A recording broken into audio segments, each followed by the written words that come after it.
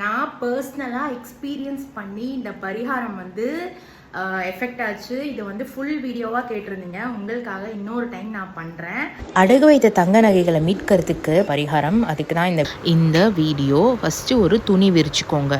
அது துணி வந்து எந்த கலராக வேணா இருக்கலாம். நான் வந்து வெள்ளை துணி விரிச்சிருக்கேன். அது மேலே ஒரு பாத்திரம், சின்ன பவுல் ஒன்று வச்சுக்கோங்க. இந்த பவுல் வந்துட்டு கண்ணாடி மண்ணில் செஞ்சுருக்கணும், இல்லைன்னா பீங்கான் பவுலை எடுத்துக்கோங்க. இதில் கல்லுப்பு நிரப்புங்க ஃபுல்லாக.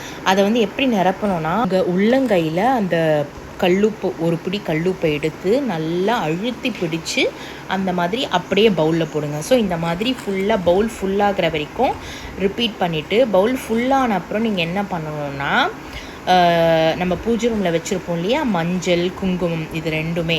ஸோ இந்த பவுல் ஃபுல்லாக நிரம்பின அப்புறம் கொஞ்சமாக மஞ்சள், ஃபோட்டோக்கு வைப்போம் இல்லையா, அந்த மாதிரி கொஞ்சம் மஞ்சள், அதுக்கு மேலேயே கொஞ்சம் குங்குமம் எடுத்து வச்சுருங்க. அது மேலே என்ன பண்ணணும்னா, ஒரு ரூபா காயின், அதை நல்லா தண்ணியில் அலசிட்டு தொடச்சிட்டு அந்த குங்குமஞ்சள் மேலே வச்சுருங்க.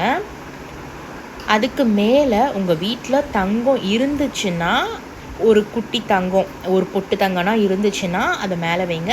இல்லைன்னா வந்துட்டு ஒரு விரலி மஞ்சள் எடுத்து அது மேலே வச்சுக்கோங்க, தங்கம் இல்லாத பட்சத்தில். இதை வச்சுட்டு இதை வந்து அப்படியே மகாலட்சுமி தாயாரோட பாதத்தில் வச்சு, உங்கள் வீட்டில் ஃபோட்டோ இருக்கும் இல்லையா, அங்கே வச்சுருங்க.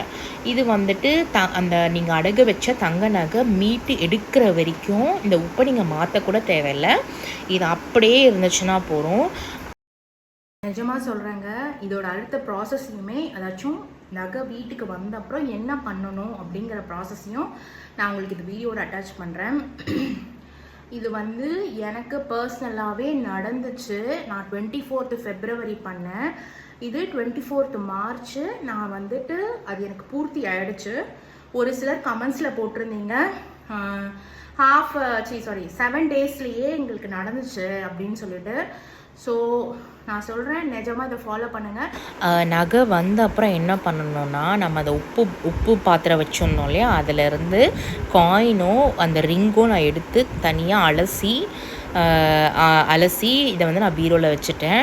அடுத்து இந்த உப்பு, மஞ்சள் தூள் அண்டு குங்குமம் இருக்கும் இல்லையா, இதை வந்து ஒரு பெரிய பவுலில் தண்ணி குங்குமம் இருக்கும் இல்லையா, இதை வந்து ஒரு பெரிய பவுலில் தண்ணி எடுத்துக்கிட்டு, பச்சை தண்ணி வந்து நார்மல் டேப் வாட்டர் எடுத்துக்கிட்டு இதை வந்து நல்லா கரைச்சிடுங்க. இந்த உப்பை நல்லா கரைச்சிட்டு இதை அப்படியே கிச்சன் சிங்கில் ஊற்றுங்க, பாத்ரூம் சிங்கில் ஊற்றாதீங்க, கை கால் படாத இடத்துல ஊற்றணும்.